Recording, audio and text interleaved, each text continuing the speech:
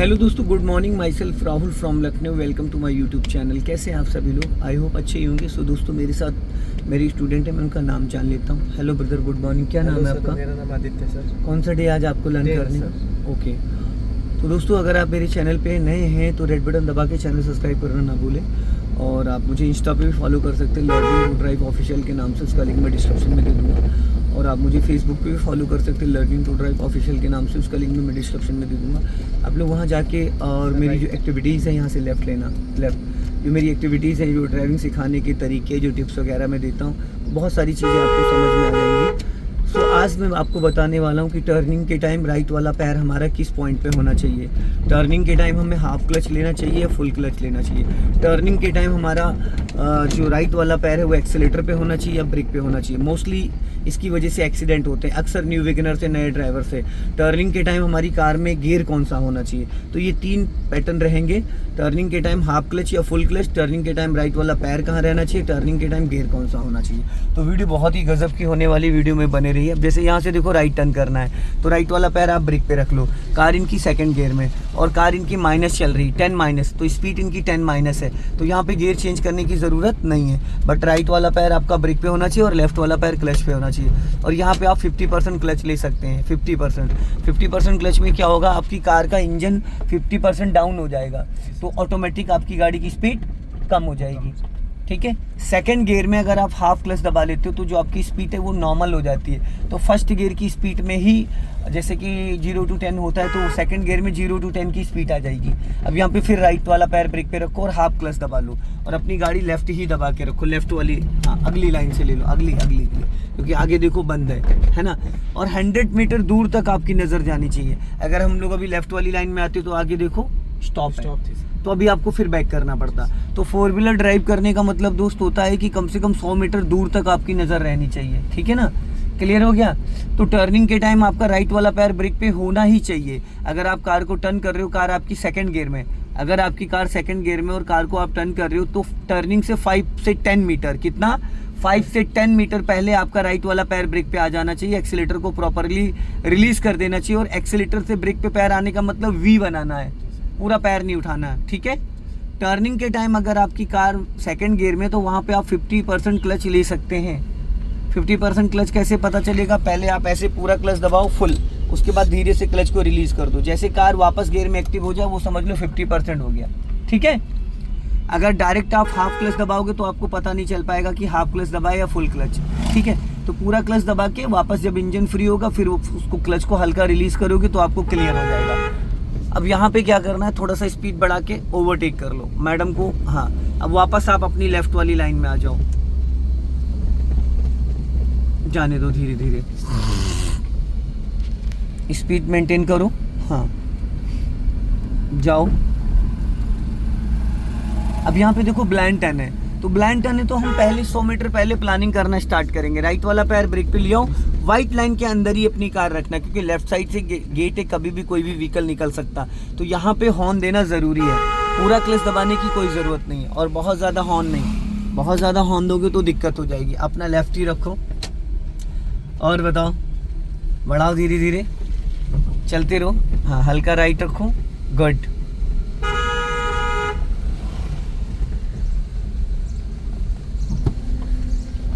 Very good. अब यहाँ पे थोड़ा सा ब्रेक आपने ज़्यादा लिया। क्लच कितना लिया था? सब फुल, उसके बाद हाफ। हाँ, इसीलिए फुल क्लच लिया था, फिर उसके बाद हाफ ब्रेक जो ये किया ना, इससे इंजन बुझ जाता, क्योंकि ब्रेक थोड़ा सा ज़्यादा ले लिया था। अगर थोड़ा सा पहले से प्लानिंग करते तो शायद इतना ब्रेक लेने की ज़रूरत नहीं पड़ती। अभी स्पीड मेंटेन करो, जाने दो। जब मौका मिले तो थोड़ी स्पीड बढ़ा लेना है। जब भी मौका मिले तो थोड़ी सी स्पीड बढ़ा लेना है।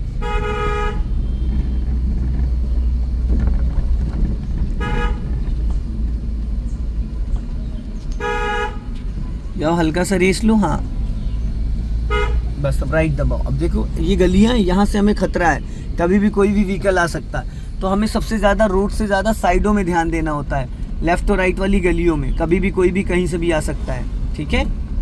अब यहाँ पे कार को थोड़ा सा स्लो करो। अभी फाइनली राइट वाला पैर ब्रेक पे लेके आ जाओ। लिया है, कार अपनी लेफ्ट ही रखो, क्योंकि यहाँ पे हल्की सी स्लोपिंग भी है। अब जैसे ही क्रॉस करोगे पूरा क्लच ले लेना।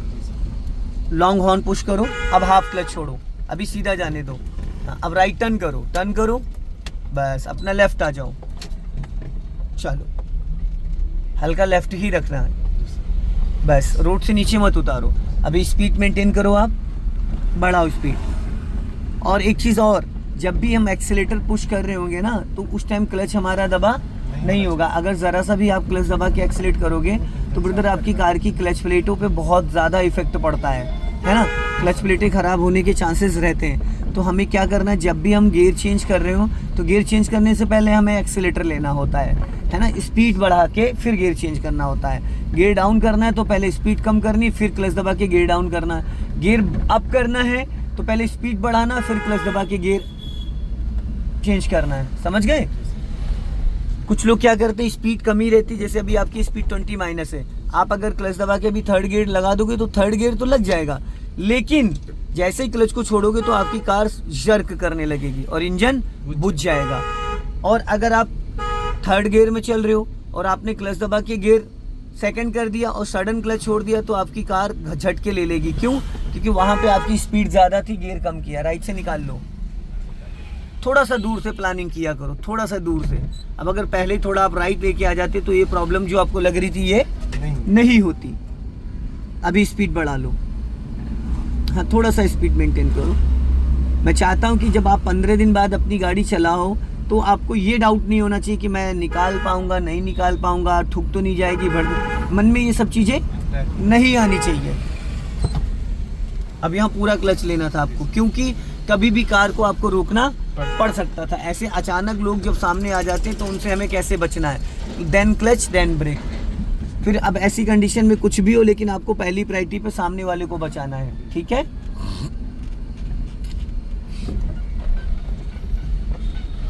जाने दो धीरे धीरे, हाँ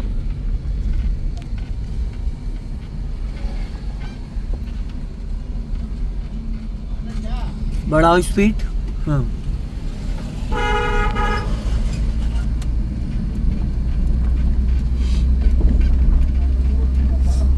यहाँ सिग्नल की कोई नीड नहीं है, सिंगल रोड पे सिग्नल की कोई ज़रूरत नहीं होती। यहाँ पासिंग डिपर यूज़ कर सकते हैं हम, यहाँ पे पासिंग डिपर यूज़ कर सकते हैं सिंगल रोड पे।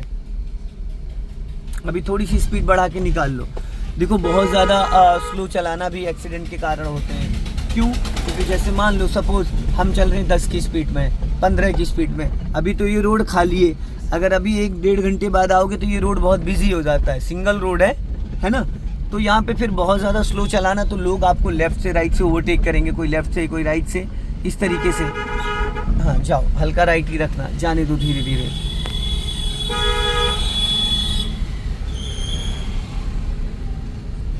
अब देखो मौलाना साहब सामने जा रहे हैं, अभी देखा इन्होंने क्या किया, पूरा 100 मीटर पूरा रॉन्ग साइड ले गए, अपना लेफ्ट आओ। अंधे मोड़ पे आपको बहुत अलर्ट हो जाना है, और पहले से ही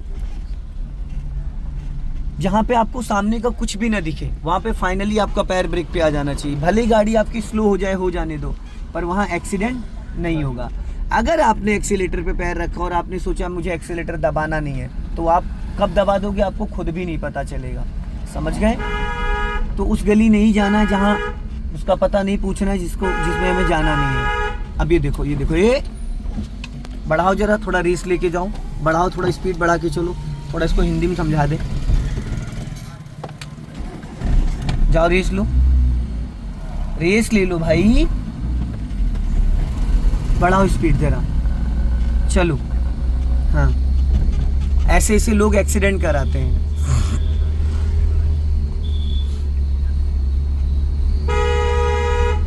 हाँ इसको थोड़ा आगे जाने दो, इसको आगे जाने दो थोड़ा। हाँ अब बढ़ाओ, क्लच दबा के सेकंड गियर करो। अब देखो एक्सीलेटर ही दबाए पड़े हो। इतना समझाता हूँ मेरे भाई, आपको इतना समझाता हूँ, फिर भी आपके दिमाग में नहीं घुसता है।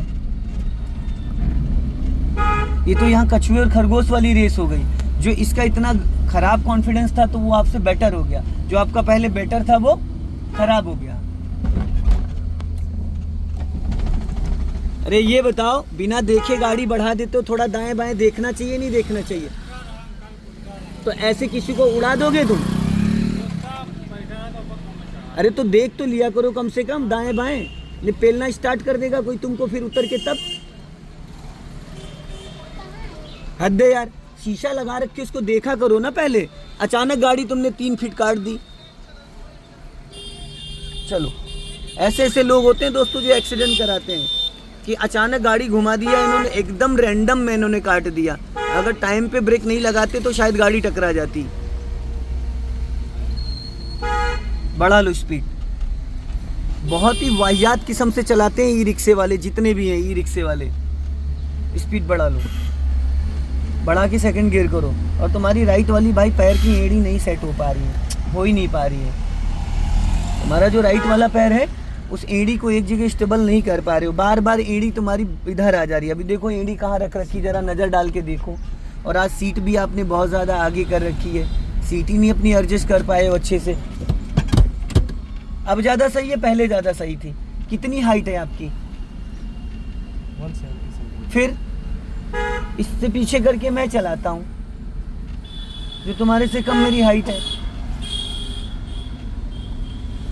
अगर किसी छोटे बच्चे की साइकिल आपको दे दी जाए भाई, आप चला लोगे? नहीं सर। तो फिर राइट जाना है। अपना लेफ्ट दबाओ फटाफट, जल्दी जल्दी, अब राइट काटो। जब तक भाई अपने राइट वाले पैर को आप नहीं सेट करोगे, आपके साथ ऐसे दिक्कतें आती रहेंगी। जब तक अपने राइट वाले पैर को आप अच्छे से नहीं सेट कर पाओगे, स्टेबल नहीं कर पाओगे एक जगह, बार बार आपकी पैर की एड़ी खिसक रही है, बार बार एक जगह आप अपने पैर की एड़ी नहीं रख पा रहे हो, जिसकी वजह से पैडल ज़्यादा दब जाता है, कम दब जाता है, ब्रेक ज़्यादा। अभी जब आपने वहाँ पे फर्स्ट से सेकंड गियर किया था, जब रिक्शे वाले को पकड़ रहे थे हम, तो आपको पता है क्या किया था वहाँ पे? जी सर। क्या किया था? क्लच जब लगाया था मैंने तो एक्सीलेटर दबा रखा। क्लच के साथ आपने ब्रेक मार दिया था, एक्सीलेटर पे पैर ही नहीं था, ब्रेक पे था। आपने एक्सीलेटर ब्रेक दबा दिया था। जब हम फर्स्ट गियर से सेकंड गियर में जाते तो स्पीड बढ़ा के जाते, ना कि घटा के जाते हैं, समझ गए? वो राइट वाले पैर की एड़ी एक जगह सेट कर लो, हो जाएगा। सो दोस्तों वीडियो को लाइक करें, चैनल को सब्सक्राइब करें। जय हिंद, वंदे मातरम।